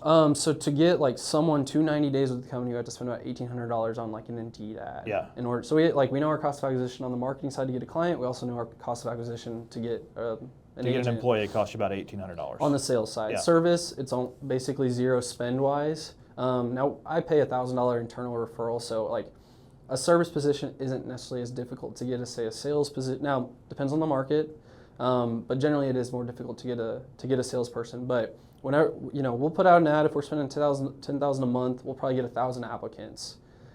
A lot to work through. Yeah. So God, yes. Regan, our HR assistant, she's filtering resumes. How do you filter? You going through like background checks or like? We get to that a little bit later on, yeah. But on the front end, we're just looking at resumes. So she's looking for something decent, right? Just going through resumes. Yeah. So what are you looking for there? Like, are you looking for a structure, longevity, structure? Hopefully something over 3 years. So anyone over that has stayed with a job, it doesn't even matter what kind of job. That's great. But if you've stayed anywhere for 3 years, we're probably gonna at least call you. That's a good nugget right there. But if you're like job hopping and stuff, we're not even gonna call you. Mm-hmm. So that call is to set a 10-minute. Basically position overview. It's not even to interview them. It's like, here are the expectations. Here's what it takes to be successful here. Do you want to go to round 2? That weeds out probably, we are maybe a little over-exaggerated on like how hard the position is. Because again, we sell Medicare. Like it's not hard to sell. But we want to make it sound really difficult to weed out the people of like, oh, like you got to make calls. Like you got to make 100 calls a day, right? Yeah. Or maybe we might even say 200 calls a day to make it even sound worse. So after that process, I mean, we're weeded down to probably 10% of applicants get to the next step of actually being on a call with someone. Yeah, because you're looking for 3 years, so that probably knocks out like 50% at least. A ton of people. And then after that, you're whittled down to like 50? Somewhere in there. So then we'll have that call. If the call is good, probably half of those get to my director of HR. My director of HR has a 30-minute Zoom, 30 to 40-minute Zoom, asking like real-life questions. Yeah. I don't know what those questions are, honestly. My team does. And then if he likes them, then it's getting down to an in-person interview with whoever the director is. If it's service director of customer success, if it's sales director of sales, and then they do that with a team lead in the division. Do you have any say in the hire? No. That's wild. So I don't do any. Now, we just hired a director of finance that's starting 1/5. I did do the interviewing for that. Yeah. But for sales, service, marketing, anything like that, I don't. Like you don't even know who they are until they show up. Mm-mm. Which is how it should be, but it's wild to wrap your head around like where you started. You just gotta trust your team. You know, like, and your team will just like we all make mistakes. Like your team will make mistakes, and like, there's a difference between like being a douchebag, so to say, to your team, and then there's like coaching or like hey guys, we probably like let's look at what we did over the past year. And let's just not make the bad, like we're not always gonna win and everyone's gonna be awesome, but like let's just not do the bad hires. Like the ones that the first day were like, is this person gonna make it? Like let's just not do that again. Yeah. And being constructive, right? Like if there's anybody who's bad at giving feedback, it's probably me. Like I can be a bit harsh. Like entrepreneurs are generally pretty hard on themselves. Yeah, I feel like you're just very direct. Like people take that as harsh, but I mean that's what happens to me all the time. It's like I think of simple like efficient answers. Like this was bad, period. It's like, is that harsh or is that just the truth? That's my wife. But my managers get it now. Like that is one thing is like, whenever you build out these management structures, like I don't even see my team a lot. And so it's like, sometimes I'll walk into the break room and it's like, when the boss who's you don't see a lot comes in, like everybody gets quiet. Like that's kind of happening now, which is kind of a weird thing because I love my team and they're all great. But a lot of those hires like just know you as the owner of the company. Mm-hmm. They don't know you as much different. Quite literally. Yeah. And so I do it like we have a 3-week onboarding process where I do a presentation of like, here's the vision of the company. It's called the Philosophies of Scale. It's a slideshow that I made. So they know me from that. Do you think a lot of this was from like the Cardone stuff you've been a part of and all that? It is a conglomeration of like things that I've learned from people in the industry. Yeah. Hormozy, Just and picking out the things you Cardone, like, putting it into your Cardone process. Ventures. Yeah, and Cardone Ventures is nice because they have specific workshops about different parts of the business. So they have like a revenue essentials, a people essentials, marketing. How much was that mentorship program? Done It's a few. an expensive one, right? So like 10x360, like I mentioned, that one's like 60,000 to send the team to. I think an individual spot is like 30 maybe. I'm part of a business master leadership program. Justin Brock and I did that with them. That was 75 grand. I've been to like 4 or 5 of those workshops, and those are I think $5 grand a piece. I've sent my team to a lot of them other than the 10x360. So shoot.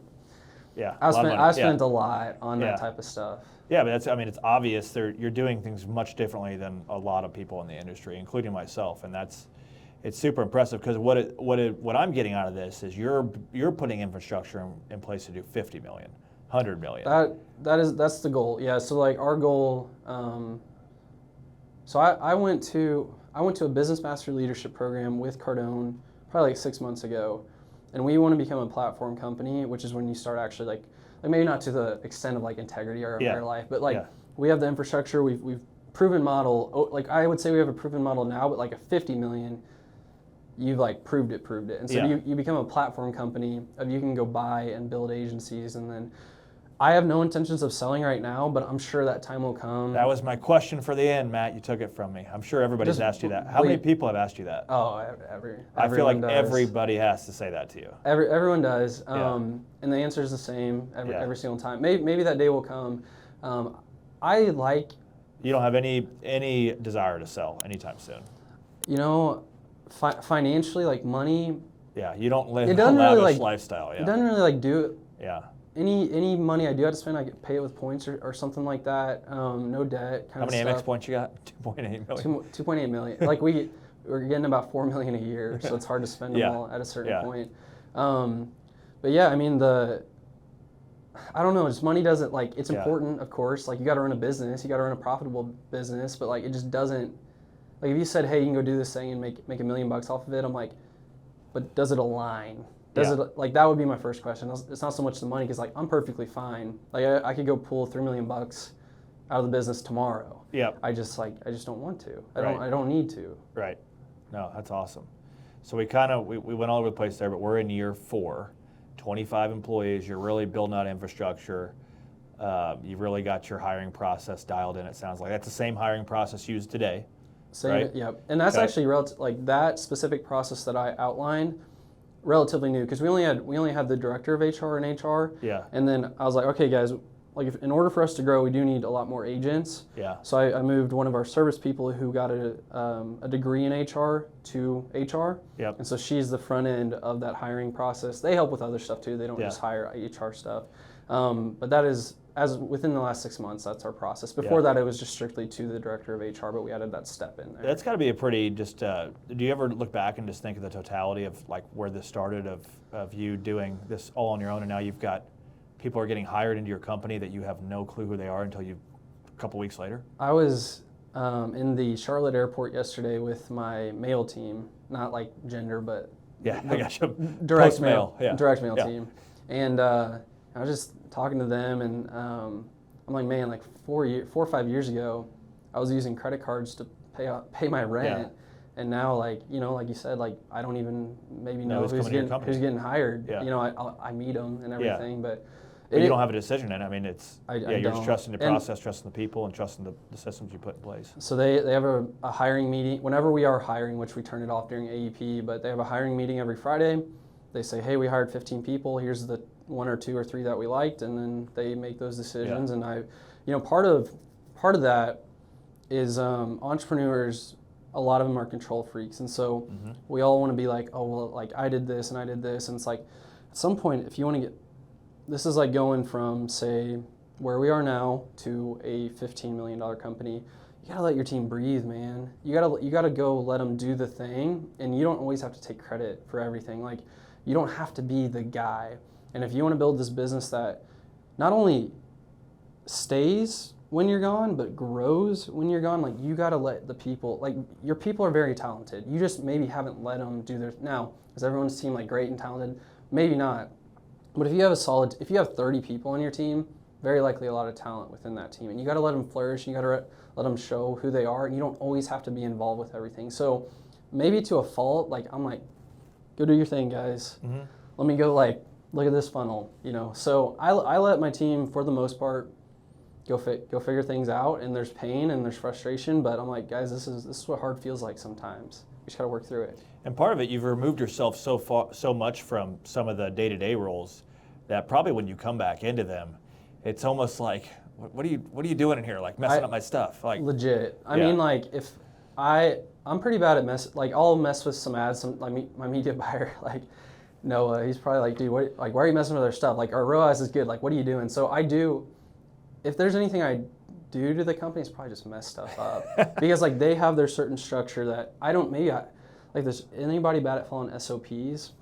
It's this guy. Like because I didn't build them, you know? Yeah. And so I'm like, if let's say I sold that sup, right? Yeah. Did I set the data correctly? Did I set the follow-ups correctly? Like, did you turn it in correctly? Yeah. Hopefully. Yeah. Like, we'll see. And I'm like, but that's a good, you know, that's growth within the business. And so, like, as a business owner, like, sometimes you just need to step out of the way and let the team do their thing. Well, obviously it's clicking. So 5th year now, we're at 3.8. We've got 25 employees. Now this is 5th year's current year, right? This is 2024. This year, which is crazy. We went through your path, and it's only been 5 years. And now, what has happened this year? What is going on with Matt Temmen? Now Missouri Insurance.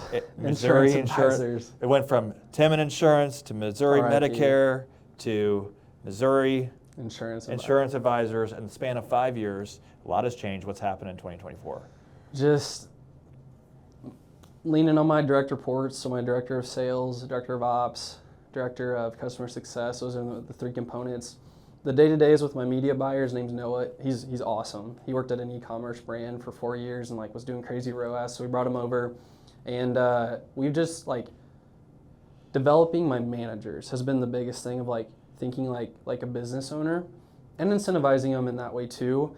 But this year has been all about like leadership and alignment. Like, because whenever you have your team aligned, they're just going to go do the freaking thing. Well, expand on that a little bit. When you think of aligned, what does that mean to you? Everyone has the same goal. At the end, like, maybe not like granular to like the hour or the day, but like everyone wants to build the company. And I think in most companies, like, you may hear it from your friends. I think that's it right there. Everybody wants the growth of the company. It's not so much about individual growth or hitting individual targets. It's everybody's working towards the company targets, which obviously within those company targets are individual targets, I assume. And it's this delicate thing, right? Like, it is probably the most difficult thing in business. But you talk to a lot of your friends, and they're like, this about the company and this about the company. It's like, that is what's called a siloed business. Of like, marketing doesn't work with sales because sales always complains about the leads, and marketing always complains that sales doesn't close well enough. And customer success complains about sales because sales never leaves notes on the profile for them to have ammunition to talk to that client, right? Like Justin Thomas is sitting right next to us.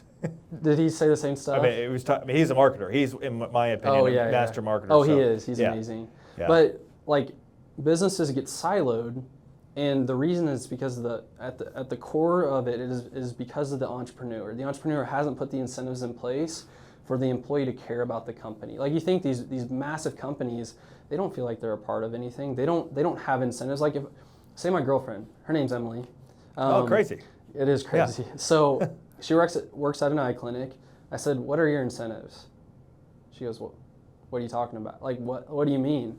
And so, like, you have to, it's a hard thing, but you have to build an ascension process for everyone in your team, and you have to build aligned incentives, which is hard to do for customer service. It's kind of hard to do that, like sales, revenue, right? Right. But you have to get really creative on building an alignment process. So you're incentivizing your customer service team. Yeah, so we do, not only can you ascend to different positions and make more money that way, there's also win backs, there's also ancillary send backs, and all this different kinds of ways that they can make more money, and also like retention bonuses and stuff like that. But you have to get really creative, but the incentives have to align, and you have to incentivize literally every single person in your company. How would you incentivize direct mail? Kind of a hard thing to do, right? Well, if our baseline production is, say, 80,000 pieces a month, and you guys pump out 95,000 pieces, that's bonusable, right? So you have to get really... You're incentivizing the people in the mail house to produce more mail. It works, yeah, right? Yeah, no, that makes complete sense. I'm just like, that's a whole nother level of incentivizing your organization because I feel like most insurance agencies, they incentivize the salespeople, and that's it. It is like, to be fair, like I'm not gonna say that my service team doesn't, like, why does sales get everything? Yeah. It does happen, right? Yeah. But overall, like, everyone knows that I appreciate them and everyone knows that it's a great opportunity. And aligning, again, I'm gonna say it for like the 10th time, right? But alignment of the team, if you have good marketing and you have alignment of the team, like, your business is probably gonna go to like 25, 50 million. And so, like, building that foundation, am I saying we're gonna do that next year? Like, absolutely not. We're years and years away from that. But these are the things that have to happen, in my opinion, for you to build the foundation to get to that $15 million company, 25, 50, and so on and so forth. And we're gonna break again. Like Brandon Dawson talks about the break points. There's one between 8 and 15 million. And I forget what it is exactly. We'll break again and we'll get frustrated and we'll be like, we got to go figure it out, but I promise we're going to go figure it out. Yeah. And that's part of it, is just knowing that, hey, you're going to figure it out. Yep. And that's what you've done your whole life. It may hurt for a little bit, but the nice thing about insurance is we've got this nice residual income that helps out a lot if something's breaking. But yeah, we will break, and every business does break. It's just getting through those break points to the next step. Yeah, and that's one thing when you talk about figuring it out. So if we go back to that, I mean, I'm sure you've had retention just like anybody else. People leave, people come, people go. And probably some people that have left you are like, that was a big loss. Probably some people that needed to go. So how do you deal with retention and figuring it out when you lose people? We lost a sales manager like in September, 2 years ago. That was a tough one, but the nice thing about it is if you build a company that is aligned and the incentives are there and they know that they can, like, each person can ascend, it's almost like you have someone right up, like maybe the sales manager leaves or like this person leaves. It's like, dang, like someone was maybe gunning for that position, and it's like you've built the incentives in place for the person to be prepared for that. So it's like, hey, we may not need a sales manager now, but like there's me and we roles. Like, do you want to go down a me role and like sell annuities and stuff like that, or do you want to go down a we role and like be a manager, a team lead, a sales manager, like VP type stuff? Me and we roles. Got it. That's Cardone Ventures thing. Yeah. And so we let people pick. Like, do you want to be either one's fine with us. Do you want to be me focused and go down like the face-to-face appointments and cross-sell more and do all that? Or do you want to go down a we role and go the team lead, sales manager, VP type stuff? Not everyone is meant to be a we person. Not everyone's meant to be a me person. Like, some people are actually better at managing than they are at selling. Side note, your best salesperson is probably not always your best manager. So if you're out there and you're thinking about hiring your best salesperson, just make sure they're the right person for that.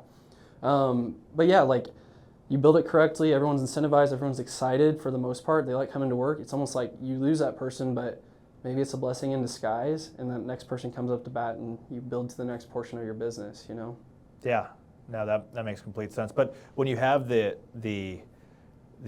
ladder, or the ascension ladder that you have right there, I mean, it's really just the next person up in the ascension ladder. I know that's maybe not the answer people are looking for, but that is how it worked out in that scenario, at least. What about if you're talking to somebody that maybe is a smaller operation and they lose somebody that they don't have somebody that can ascend into that role? I mean, and when you talk about just figuring it out, I mean, how do you? I think you might have, like, you yourself as the business owner may have to fill that role for a little bit. Yeah. And one thing that we just did recently, we've always ascended internally, like sales up to manager and stuff like that, service up to manager. The director of finance, I was doing the finance. I was running the profit and loss, the balance sheet, all that stuff prior. And this is like the first outside hire into a director level role. We'll see how I did, right? And we'll see what happens at the end of the day. What industry do they come from? He works at like a manufacturing company, so not insurance specific, but he's a financial analyst there. Yeah. His name's Sean. He'll probably do great, and we'll see what happens. But you're probably going to have to, if you're smaller, you're probably going to have to go back into that role for, say it's operations. You're going to have to go back in and operate for a second to either ascend. If you don't have the person you can ascend, you're going to have to go hire them. And that's probably, for that type of role, is going to be an 8 to 12 week process to find your person, have them put their 2 or month release in, and then come over and come on with you, and then train them and all the different things you have to do. So you're probably going to have to outsource from a different company, a different person. Scary thing to do for a lot of people. I know, like, was I like gung-ho about bringing in a director of finance someone who I don't know to run Right. our stuff. Like, I don't know if I knew it was needed. I knew it was But necessary. you were involved in that hire more, I would assume. I did interview that Yeah. person. Yeah. Yeah. So that interview process is different, but People that report to you, I assume that you're going to hire. Yeah. Yeah. So that's the only interview I You're did. not immortal. You do interview people. I do work every once in a while. I do work a little bit. But yeah, we did 12 or 13 interviews for that position, and we don't always know. But I took my best shot, and maybe I'll come back on a year later, and we'll see if it was a good hire. See, the interesting part about this interview is I feel like this could go on for just days of asking questions, and you've got so much stuff wrapped into it. But I really think a lot of it's a culmination of all the stuff that you put in your brain from other people over the last 5 years. I mean, I can see it. This is stuff that you learned from Hermosi or from Cardone Ventures or Brock, and it's like literally you put them all together, optimize it, designed your own thing that's worked.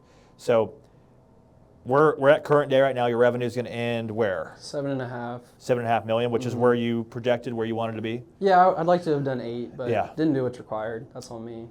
Gotcha. Okay, you're a little hard on yourself, I think. So you had over 100% growth, right? Top line growth, bottom line growth in the same realm, 100% Actually, bottom line. a little bit better. So we invested so hard in prior years that Yeah. our margin was relatively like 15%. This year it's going to be like 23%. Yeah. At least like how the books look right now.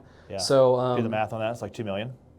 Yeah. So what's nice is, like, as you know, insurance, you get this nice residual. It's almost all profit for the most part. And so, like, if you can figure out how to make at least a little bit of money on the front end first year, like, you're going to make a ton of money on the back end. That's the beautiful part is we spent $1 million in marketing and advertising this year. But that same revenue comes back whether we spend that again or not.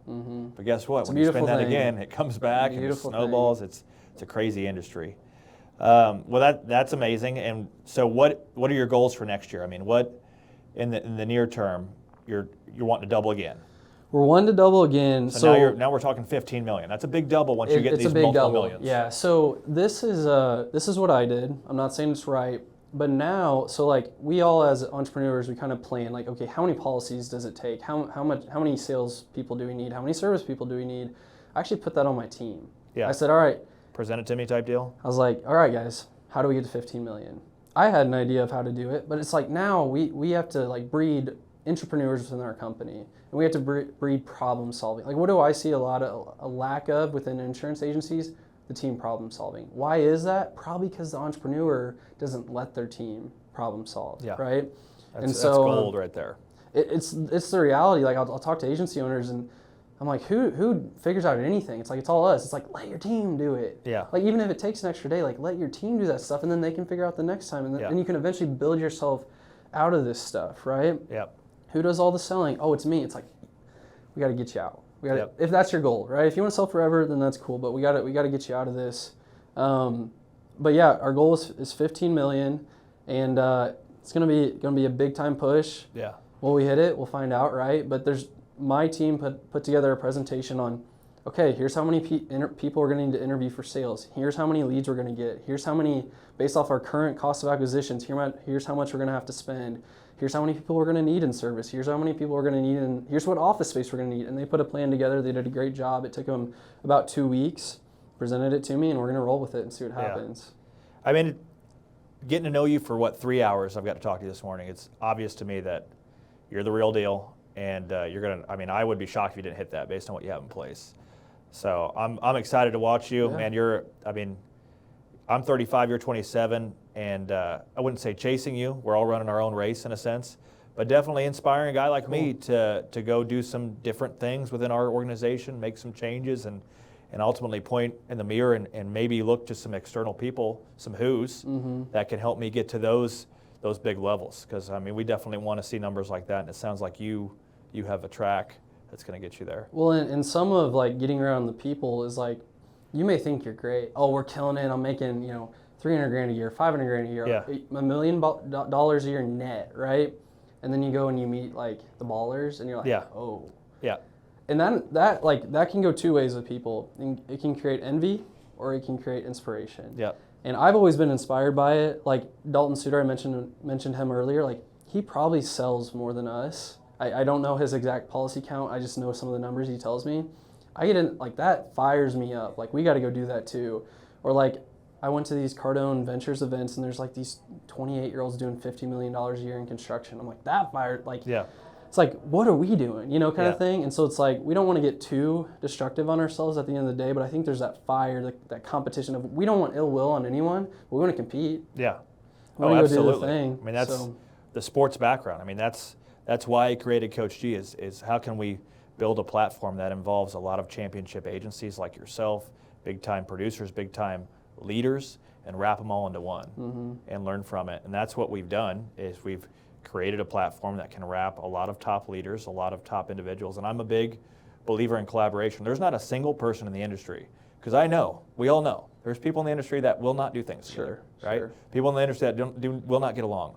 My goal is to see how long I can go where I can collaborate with anybody, unless they I think that the intention is there, like you can. You can collaborate with anyone. Absolutely. And I've had AmeriLife in here, I've had Integrity in here, I've had people that have nothing to do with insurance in here. My goal is to just get around people that are going to elevate not only myself, the listeners, but the collaboration, in my opinion, leads to innovation. There's no doubt about that. As we wrap this thing up, get into the fire round a little bit, just getting to know you a little better.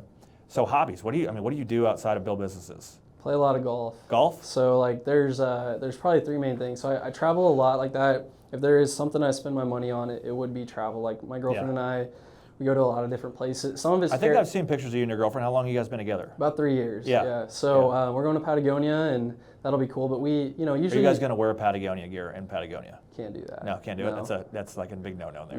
Nope, can't do it. We might. I'm not sure. T-shirt underneath at least. Yeah. It's going to be summer there, so we may be just wearing T-shirts. We'll see. We'll see how cold it is. But I like to travel a lot. I love to play golf. So it's getting colder now, but I probably play golf 3 to 5 times a week usually, which is way too much, more than I should be. Kind of got reinvigorated with the business on the recruiting angle and everything, and so taking a lot of calls for that. I want to touch on that real quick. I mean, literally, I see you advertising to agents every day. So number one, you've got your target dialed in. Yeah. And even Tracy Lounsbury, he's like, ask him why I'm showing up, why his stuff's showing up everywhere. So talk to us a little bit about that. You're trying to find agency owners, right? No matter how big, how small. What's your goal there? So we are like, for the first time really ever, like I've never really focused on downline recruiting, but we've always kind of had like Alex Ignite, a good buddy of mine, or like agents will come along that want to align contracts, but we never like gone after it, right? Never wanted to build an FMO, and I was kind of thinking like, we're going to continue to build the LOA side and the local agency and sell Medicare direct to consumer, but like what else could be really cool? And that's recruiting. So we're looking for like the agent who's maybe an individual producer, or maybe the agency that has like everyone directly reports to them, who wants to get to 5 million, 8 million, 10, which who doesn't, right? But just that person who's actually serious about it, who doesn't know the systems, the people that they need to get, and just help them basically do what we did, and that's go from an individual producer who's like maybe banging their head against the wall to someone who can build themselves out of the business. And so we are recruiting. You probably maybe see, hopefully my targeting's good. I know you've seen the ads, and a lot of people have mentioned it. So we'll see how it goes. I mean, we'll take the same intensity that we've taken on the LOA side, and we'll just roll it, the marketing, the systems, the world-class follow-up, stuff like that, and we'll just roll it into the FMO side. And how many people are in your downline right now, apart from your internal only team? like 40. So we won't be like a big recruiting shop, so to say. Like we're not going to go wide, we're going to go deep with agents. So we're not just going to contract anyone, but we like if you're willing to invest in marketing and willing to maybe take income off the table for yourself and grow, like that's the person we're looking. It doesn't matter where they are, but that's the person we're looking for. Our model is jacked up, but it works. Is you cannot take contracts with us unless you're in the coach's office.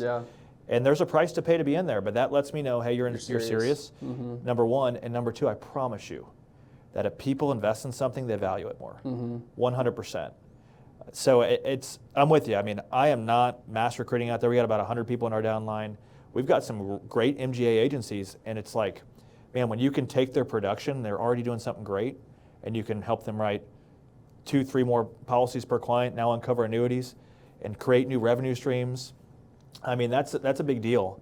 And I think when you're aligned with the right people, and like you said, you're going deep, not wide, I think it works for everybody. Well, even something that you're really great at, cross-selling, like so many agencies don't even sell hospital plans or cancer or final expense or even, like, let alone annuities and stuff. So just like there's these steps that you have to take. And some people don't know, or some people do know and they just won't do them. You know, it's just finding the people who are willing to do it at the end of the day. For sure. I mean, it's you can't do it for people. You can give people everything, and I think we all know that there's always going to be those people. But it's, For sure. I think with what you're doing there, I mean, you have what we call have shown it. Okay, you have a demonstrated capacity. So I think you're going to attract the people that obviously know that you're not BSing. We'll see what happens. You know, we'll see what we got. We've got maybe like 50 or 60 agents that will be set to roll with us the first of the year. And there was an agent that texted me. I put out that we were having a podcast today. He goes, "It better be good." He canceled my appointment because of your show today. Oh, dang. Yeah. Was it, who was it? Oh, man. What was his name? Was it Jason? No, if you said it, I'd know it. Gillum? Or, there's... Now you're uncovering all your interviews, but I think his name was Tyler. Yeah. We had a call and had to move it. Yeah. But we're talking on Thursday. Yeah, so that's what he said. out. It was funny though. So Yeah. I said, yeah, it'll be great. Okay, so what's some of the best advice you ever received? Love That is people. a good question. Or something that comes to mind. Doesn't have to be the best thing. You know, when I was younger, when I was like 18 and 19, I joined a network marketing company. It was a travel company, but it was all about personal development. Like, I didn't make any money doing it.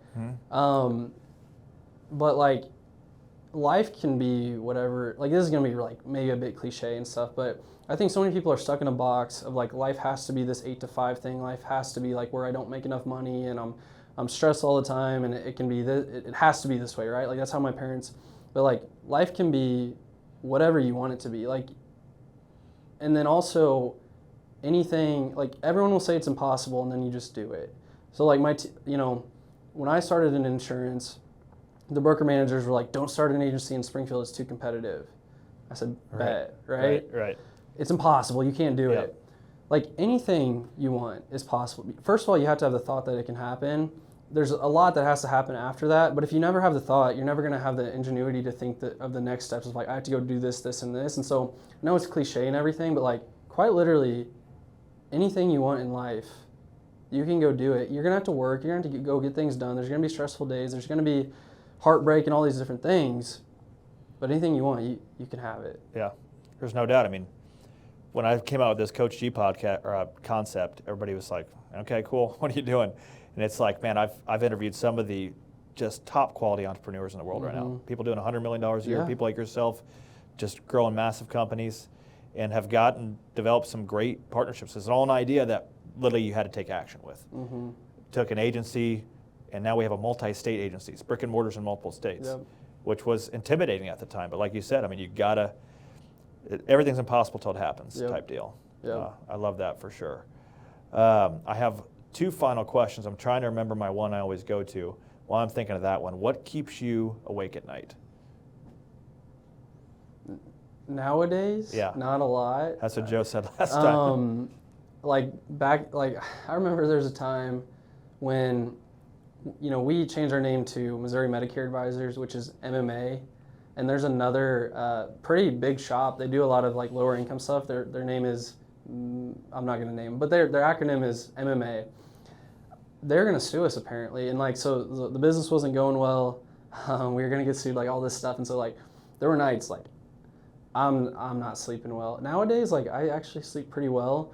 If it were to be one thing, it would just be like, how do I become the person that can attract the team that it takes to get to the levels that we want to? Like, I need to be the leader to attract the people. It's like, how can I continue to progress and to be that person that can attract the team it takes to get to 25 million, 50 million, 100 million, whatever.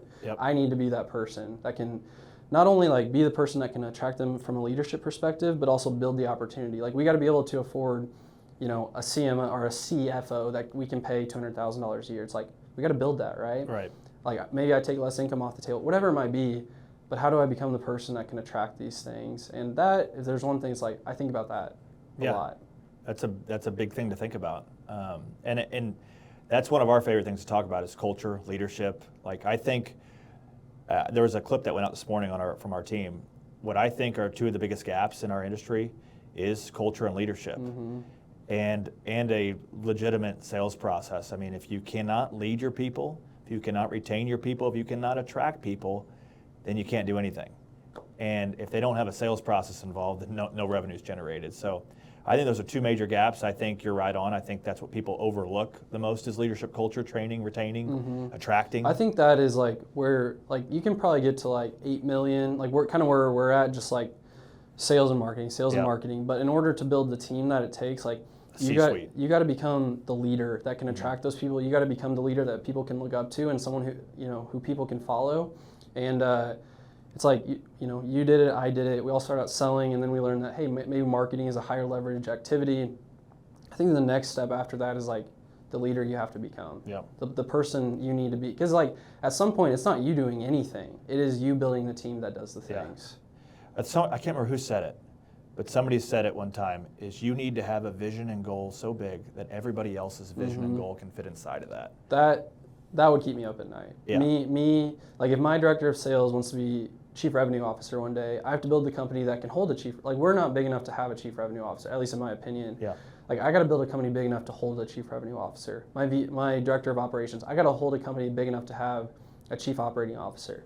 All of these things, and also like building agencies out, and like my team being able to ascend and be an agency partner later on. Like these are all things like I have to develop as a person. Not only run the business effectively and make sales and all that good stuff, but being the person that can create all of this and make this happen. That is like what really, really gets me going. And like I mentioned earlier, like I want to build a world-class working environment. Like that is part of it, is building the company, building the team where their dreams can be possible at work in their career. That's huge, and that's that's how big companies scale and are made. I mean, you got to be able to attract C-suite, high-level talent, and that's with big vision, big goals, and big leadership more than anything. For sure. Last question, I remembered it. Okay, what are you most proud of?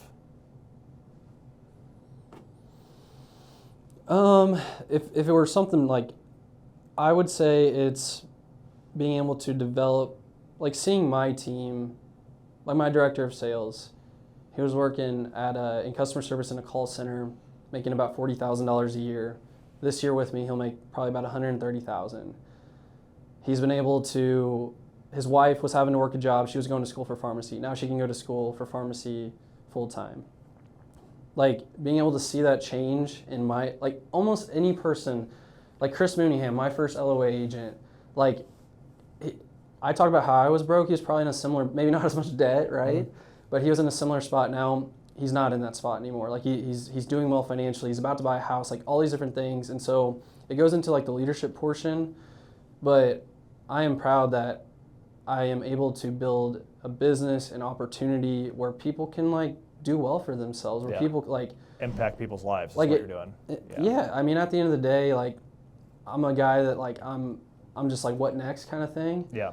But I'm proud that like my business can be a thing again where people's dreams can fit in them, but also like they can flourish themselves. That's why I do the Finance Friday. Yeah. I want people to do well. Like if you go sell your business for $100 million, but your team is all making $35,000 a year, it's like, I guess you got a lot of money, but like I just wouldn't feel good about doing it that way, you know? Yeah, the impact that you've been able to have on people and the impact that you will have is pretty important to you, it looks like. Very. It's what drives. Yeah, that's the driver. Yeah. Like I said, the income is, I know this sounds fake, it is almost irrelevant. Yeah. It is like building a company. I believe it if you're only paying yourself $150K a year with your revenue numbers. That's crazy. I don't spend half of it, you know. I live off legitimate like 70 to 80K a year and chill, you know. Yeah. You're our modern day Zuckerberg. We'll not go that far. I love it. Well, appreciate you coming here today. We got a full day left, and I think Joe Pate's getting in here, gonna do some masterminding stuff, and we'll get into the printer then. We'll get into the print shop. That'll work. That'll work. Yeah, we'll stream that. That'll be good. Cool. But really appreciate you coming today. It's been awesome to meet you. I can tell it's going to be a long relationship where we get to know each other, and appreciate you coming in. And if people want to find you, where they find you at? Facebook me, Matt Temmen. Yeah. I have an Instagram. It'd probably be hard to find me. We'll pop it all up on the screen. Yeah, just look me up on Facebook or something. Yeah, you got a YouTube too. I saw you. I have a YouTube. Yeah. You can. That's Matt Temmen, I believe, as well. And I put a few videos out here and there. And just message me or YouTube me or whatever works. Whatever works. Well, appreciate you guys tuning in. Awesome show today. Thank you, Matt. And we'll see you on the next one. Appreciate you.